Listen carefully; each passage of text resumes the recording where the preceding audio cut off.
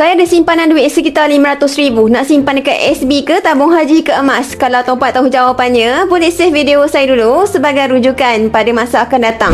Bagi yang belum tahu lagi, simpanan ASB ataupun tabung haji adalah sesuai untuk jangka masa pendek. Kita 1 ke 2 tahun kegunaannya. Mungkin tuan-puan nak pakai duit dalam masa setahun 2 ni, maka boleh simpan saja duit dalam bentuk tunai. Tapi kalau tuan-puan tak nak pun guna duit tersebut dalam tempoh 2 tahun ni, maka simpanan emas lebih berbaloi. Saya bagi satu kronologi supaya tuan-puan lebih faham dan lebih jelas kenapa pakar kewangan memilih emas sebagai simpanan jangka masa panjang.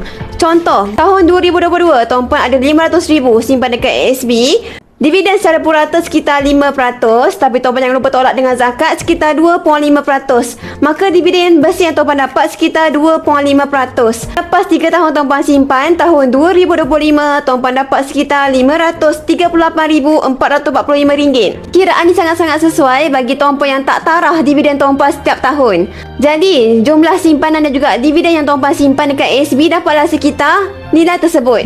Manakala sekiranya tuan-puan simpan dekat tabung haji tak perlu keluarkan zakat. Secara puratanya dividen dapat sekitar 4%. Selepas 3 tahun, tuan-puan akan dapat sekitar RM562,432. Lagi tinggi daripada simpanan dekat ASB. Kalau tuan-puan sekiranya tuan-puan tukar dalam bentuk emas tahun 2022, 1 gram pada masa tu sekitar RM282. Jadi kalau tuan-puan ada RM500,000, maka tuan-puan dah boleh memiliki sekitar 1.77 kilogram emas. Tahun ni bulan Mei 2025, 1 gram bernilai sekitar RM485. Kenaikan harga emas dalam 3 tahun ni sekitar 71%.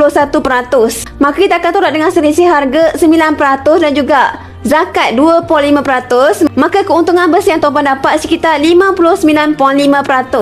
Saya darab dengan harga emas saya beli RM282, maka 1 gram telah pun jatuh sekitar RM449. Jadi kita akan darab dengan jumlah simpanan emas kita 1.77 kilogram emas. Maka keuntungan bersih simpanan emas dalam masa 5 tahun sekitar RM794,730. Lagi tinggi kan simpanan dekat ASB dan juga tabung haji. Jadi tuan-puan, kalau tuan-puan mungkin ada simpanan yang sangat banyak dalam bentuk tunai yang tuan-puan tak nak pakai pun dalam tempoh 2 tahun ni, maka emaslah jawapannya.